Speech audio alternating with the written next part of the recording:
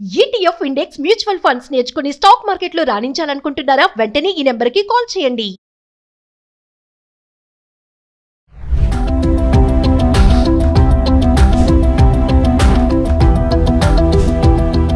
నమస్తే, welcome back to Suman TV. ప్రస్తుతం మనతో పాటు ఉన్నారు జన విజ్ఞాన వేదిక తెలంగాణ రాష్ట్ర ప్రధాన కార్యదర్శి రాజరాజ గారు. సెప్టెంబర్ 7వ తారీఖున సంపూర్ణ చంద్రగ్రహణం అని చెప్తున్నారు. ఇది చాలా శక్తివంతమైనది.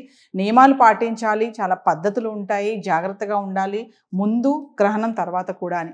మరి సైన్స్కి ఇది ఎలా రిలేట్ అవుతుంది? మరి సైన్స్ అసలు ఏం చెప్తుంది? సంపూర్ణ చంద్రగ్రహణం, ఆ రేస్ జోలికి వెళ్ళకూడదు, ఆ రేస్ కిందకి వెళ్ళకూడదు అని కొంతమంది చెప్తున్నారు. మరి సైన్స్ ఏం చెప్తుంది అసలు? ఇదంతా కూడా ఒకసారి సార్తో మాట్లాడదాం. నమస్తే అండి సార్. మరి సంపూర్ణ చంద్రగ్రహణం అని చెప్తున్నారు 7వ తారీఖుని. ఒక్కసారి సైన్స్ ఏం చెప్తుంది దీని గురించి?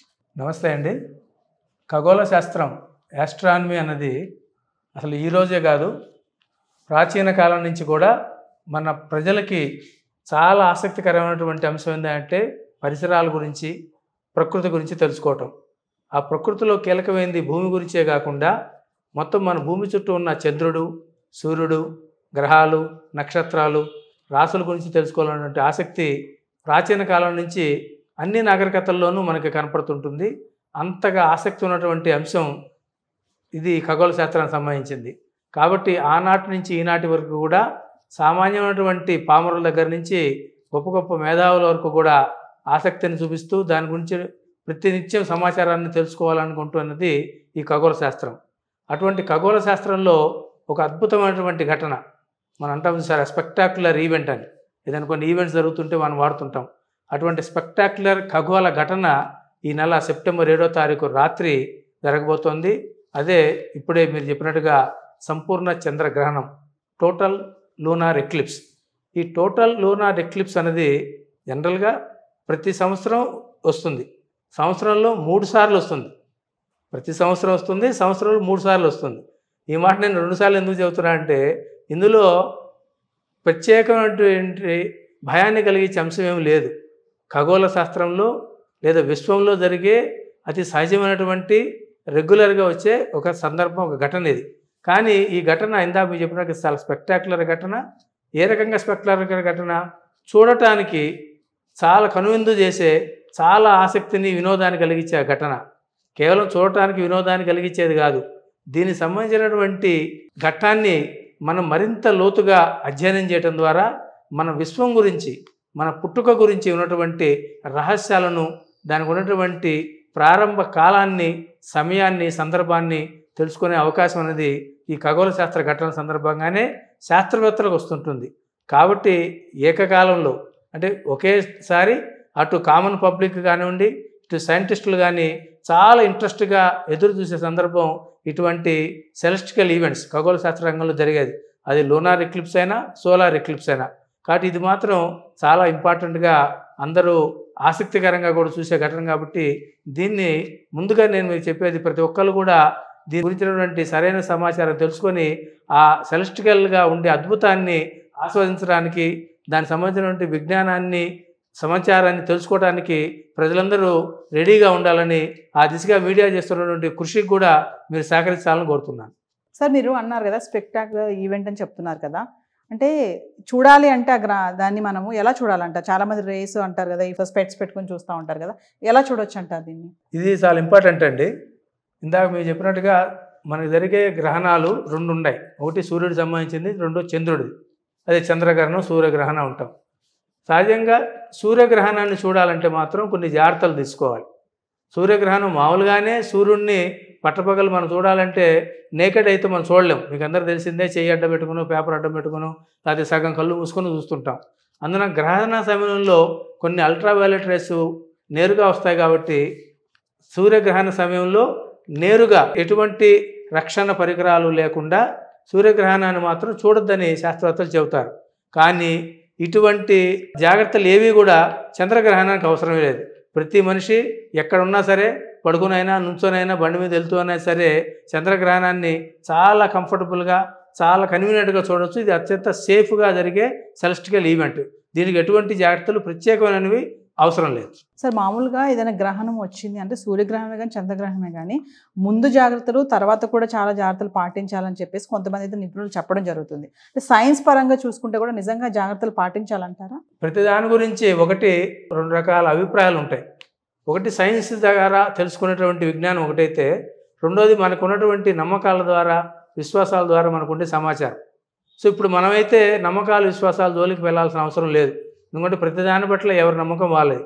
ప్రతి వ్యక్తుల యొక్క వ్యక్తిగత నమ్మకాల జోలికి వెళ్ళి మనం తీర్పులు ఇవ్వాల్సిన అవసరం జన విజ్ఞాన వేదిక లేదు, నాకు తెలిసి ఇతరులకు ఎవరికి లేదని అనుకుంటాను.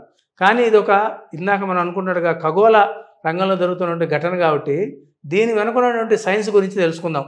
ఎందుకంటే క్వశ్చన్లో మేడం మీరు అడిగింది దీని అనుకున్నటువంటి శక్తి కానివ్వండి, దీని అనుకున్నటువంటి రహస్యాలు అన్నట్టుగా మాట్లాడారు. ఆ రహస్యాల్లో మానవాతీతమైనటువంటి రహస్యాలు మీకు లేవు. మనం తెలుసుకునే రహస్యాలు అయితే ఉన్నాయి, అది ప్రకృతి ధర్మాలు ఉన్నాయి, వాటిని తెలుసుకోవడం అనేది అవసరం. అందులో ముఖ్యంగా అసలు ఈ తెలుసుకోవాల్సిన అంశం అసలు ఈ చంద్రగ్రహణం ఎలా ఏర్పడుతుంది అన్న విషయం తెలుసుకోవాలి. సార్ ఇప్పుడు మామూలుగా ఈ రేస్ కిందకి వెళ్ళకూడదు, వెళ్తే చాలా ప్రమాదం అని చెప్పేసి చెప్తున్నారు. అంటే ఎందుకు రేస్ కిందకి వెళ్ళకూడదు, ఎందుకు అంత ప్రమాదము? జస్ట్ ఓవరాల్గా ఈ చంద్రగ్రహణాన్ని మనం ఈ సంపూర్ణ చంద్రగ్రహణాన్ని పిల్లలు కానీ పెద్దవాళ్ళు కానీ చూడాలి అంటే ఎలాంటి జాగ్రత్తలు పాటించాలి ఒకసారి ఫైనల్గా? రేసు వెళ్ళకూడదు అన్నదానికి నిజం చెప్పాలంటే అది కొద్దిగా అర్ధరహితం అండి. ఎందుకనంటే సూర్యుని నుంచి వచ్చే కాంతి భూమి మీద, చంద్రుడి మీద, ఇతర గ్రహాల మీద పడి రిఫ్లెక్ట్ అయినప్పుడు వచ్చే కాంతిని మనం ఎవరూ ఆపలేం. కాబట్టి ఇది పడవచ్చు ఇది పడకూడదు అని చెప్పడంలోనే మనకి ప్రకృతి పట్ల మనకు ఉన్నటువంటి ఒక అమాయకత్వాన్ని తెలియజేస్తుంది.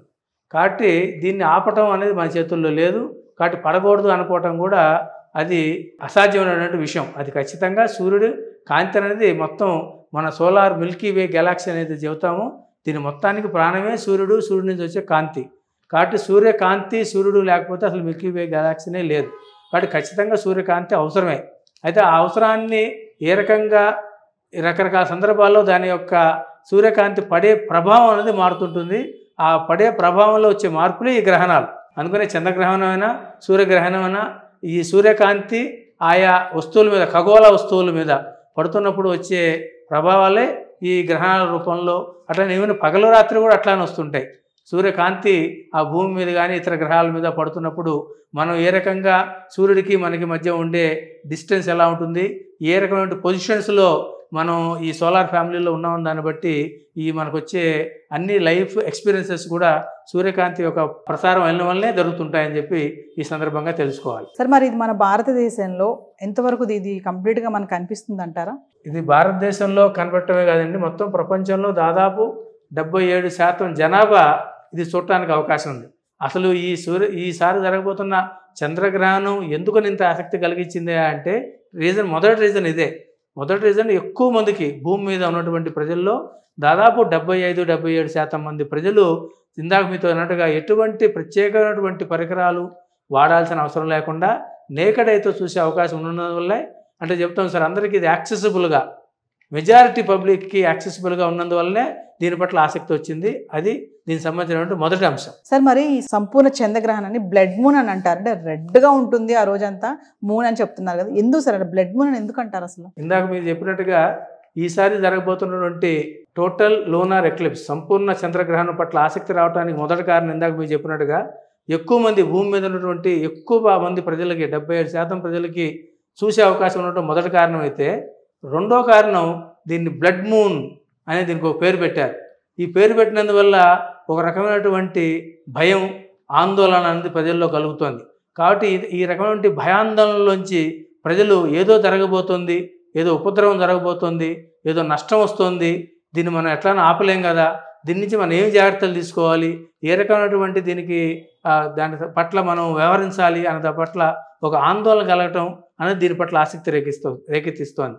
వాస్తవానికి దీని పట్ల సైన్స్ ఏం చెబుతుందో తెలుసుకుంటే బ్లడ్ మూన్ అనేది ఇదేదో భయంకరంగా మన రోజువారీ జీవితంలో ఉన్నట్టుగా ఏదో మన కథల్లో చెబుతారు కదా, రాక్షసులు రక్తాన్ని తాగుతారు అన్నట్టుగా చంద్రుడేమి రాక్షసుడుగా మారిపోయి ఎక్కడో మన కనపడిన జీవులు తినేసి ఆ రక్తాన్ని తాగటం కక్కటం అనేది కాదు.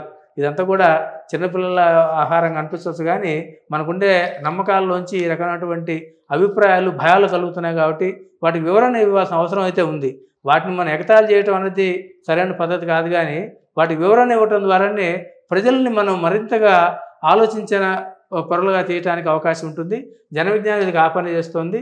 ఈరోజు మీడియా కూడా అట్లాంటి పని చేస్తున్నందుకు నేను జన విజ్ఞాన వేదిక పక్షాన్ని మీడియాను కూడా అభినందిస్తూ, దీనికి సంబంధించిన సైంటిఫిక్ వివరణ ఏంటంటే మీకు అందరూ తెలిసిందే, ఇందాక మనం అనుకున్నట్టుగా ఈ విశ్వంలో మనం ఒక మనిషిని పక్కన ఉన్నటువంటి వస్తువును చూస్తున్నామంటే సూర్యకాంతి వల్లనే. ఆ సంగతి మనకంతా తెలిసిందే. మన భూమి మీద కూడా మన పక్కన ఉన్నటువంటి అది వస్తువు కానీ మనిషి కానీ జంతువు కానీ ఏదైనా చూస్తున్నామంటే సూర్యకాంతి ఆ వస్తువు మీద పడి అది రిఫ్లెక్ట్ అయ్యి మన కంటిలో ఉన్నటువంటి రెటీనా మీద పడ్డందువల్ల ఆ వస్తువును మనం మెదడు అర్థం చేసుకొని చెప్తున్నటువంటి జ్ఞానం మనకందరికీ ఉంది.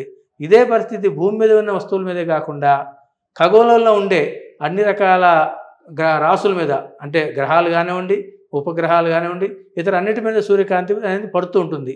ఈ పడే క్రమంలో ఈ చంద్రగ్రహణం చూసుకుంటే ఇందాక మొదట్లో మీతో అన్నట్టుగా అసలు చంద్రగ్రహణం ఎలా వస్తుంది? సూర్యుడు, భూమి, చంద్రుడు ఈ మూడు ఒకే వరుసలో ఉన్నందువల్ల చంద్రుడి మీద సూర్యకాంతి పడకుండా భూమి అడ్డం వస్తుంది.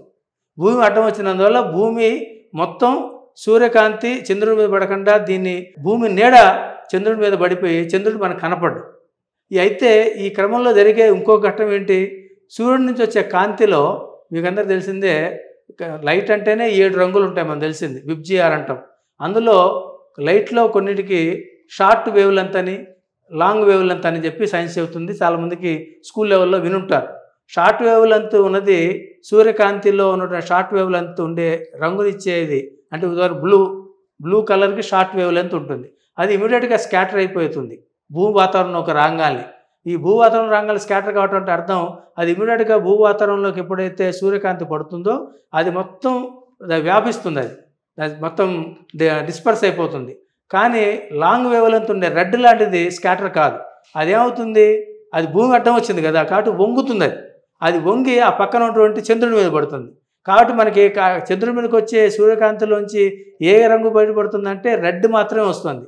కాబట్టి భూమి అడ్డం ఉన్నందువల్ల సూర్యుడి నుంచి వచ్చే కాంతిలో కేవలం రెడ్ కలర్ మాత్రమే భూమిని దాటుకొని చంద్రుడి మీద పడుతుంది. కాబట్టి రెడ్ కలర్ మనకి రిఫ్లెక్ట్ అయ్యి అది ఆ రెడ్ కలర్ కాస్త చంద్రుడి మీదకి కనపడి దాన్ని బ్లడ్ మూన్ అని చెప్పి అంటుంటాం.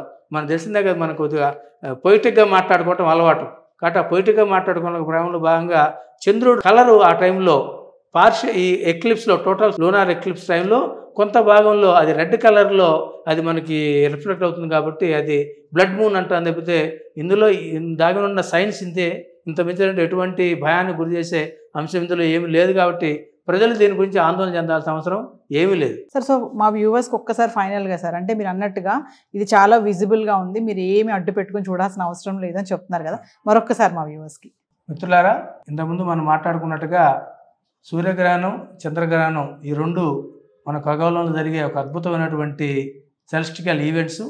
వీటిని చూడటం అన్నది మామూలు ప్రజలకి చాలా ఆశ్చర్యాన్ని, అద్భుతాన్ని కలిగిస్తే శాస్త్ర ప్రపంచంలో ఉన్నటువంటి పరిశోధకులకి ఈ విశ్వం పుట్టుక పట్ల, విశ్వ రహస్యాలను తెలుసుకోవడం పట్ల ఒక గొప్ప అవకాశాన్ని కలిగిస్తుంది. కాబట్టి జన విజ్ఞాన వేదికగా మేము ప్రజలందరికీ తెలియజేస్తోంది, ఈ చంద్రగ్రహణం రేపు సెప్టెంబర్ 7వ తారీఖు అయితే జరగబోతుందో అది సూర్యగ్రహణం లాగా ఎటువంటి ప్రత్యేకమైనటువంటి ఫిల్టర్లు లేకపోతే ఇతర వస్తువులు వాడి చూడాల్సినటువంటి పరిస్థితి లేదు. నేరుగా అందరూ హాయిగా చూడొచ్చు, దీన్ని ఎంజాయ్ చేయొచ్చు. అయితే రాత్రిపూట వస్తుంది ఇది. ఆ రాత్రిపూట వచ్చినందువల్ల కొంచెం రాత్రులు జాగ్రత్తలు తీసుకోవాలి. సహజంగా నైట్ టైం మనం తీసుకుని జాగ్రత్తలు తీసుకోవాలి. రెండో జాగ్రత్త, ఇప్పుడు మన తెలంగాణ, ఆంధ్ర రాష్ట్రాల్లో ఈ వానలు వర్షాలు వస్తున్నాయి. కాబట్టి ఇప్పుడు హైదరాబాద్ కొంచెం డౌట్ఫుల్గానే ఉంది. కానీ ఇతర ప్రాంతాల్లో మాత్రం సంపూర్ణమైన చంద్రగ్రహణం అందరికి కనపడుతుంది. ఇన్కేస్ మన తెలుగు రాష్ట్రాల్లో వానల వల్ల చూడలేని ప్రజలు అనేక శాస్త్ర పరిశోధనా సంస్థలు, అదేవిధంగా మీడియా ఛానల్స్ కూడా లైవ్ టెలికాస్ట్ ఈవెంట్ ఇస్తున్నాయి. కాబట్టి మీరు చూడండి. ఇందాక మీరు చెప్పినట్టుగా ఈ సంపూర్ణ చంద్రగ్రహణం సమయంలో మధ్యలో మరీ ప్రధానంగా ఈ సూర్యకాంతి ఇందాక మీరు చెప్పినట్టుగా స్కాటర్ కాకుండా ఉండే రెడ్ కలర్ వల్ల కొద్దిగా ఆ చంద్రుని తినటం అనేది అది చూసేంత చాలా తమాషాగా, మనకి చిన్నపిల్లవాడు ఇడ్లీ తింటున్నప్పుడు ఇడ్లీ కొద్దిగా ఎట్లా తగ్గుతూ వస్తుందో చంద్రుడిగా అట్లాగా తగ్గుతూ వస్తాడు, మళ్ళీ పెరుగుతూ వస్తుంది. కాబట్టి చూడటానికి చాలా అద్భుతంగా ఉంటుంది. కాబట్టి దీన్ని మిస్ చేసుకోవద్దు. కాబట్టి ప్రజలందరూ ఎటువంటి భయాలకి లోను కాకుండా హాయిగా ఆనందంగా చూడండి. శాస్త్రవేత్తలు ఏదన్నా దాన్ని పరిశోధన చేసి ఏదైనా కనుక్కుంటే మనకు మరింతగా విశ్వం గురించినటువంటి మరిన్ని విషయాలు తెలుసుకుంటాయి. ఆ రకంగా మరింతగా మనం ముందుకు వెళ్ళడానికి అవకాశం ఉంటుంది. సో వ్యూవర్స్, మరి పిల్లలు ఖచ్చితంగా సెప్టెంబర్ 7న సంపూర్ణ సూర్యగ్రహణం అంటే ఫుల్ లూనార్ ఎక్లిప్స్. ఖచ్చితంగా బ్లడ్ మూన్ అంటే బ్లడ్ మూన్ అనగానే భయపడిపోవద్దు, ఖచ్చితంగా నైట్ వస్తుందని చెప్తున్నారు కదా సార్. ఖచ్చితంగా అందరూ చూడండి దీనిని. నాకెడ్ అయితే కూడా చూడొచ్చు అని చెప్తున్నారు. ఎటువంటి మీరు అడ్డు పెట్టుకొని చూడాల్సిన అవసరం లేదు, మరి మిస్ అవ్వద్దు. మరొక ఇంట్రెస్టింగ్ ఐటెంతో మళ్ళీ మీ ముందుంటాం. This is Naveena signing off. Thank you sir. Thank you.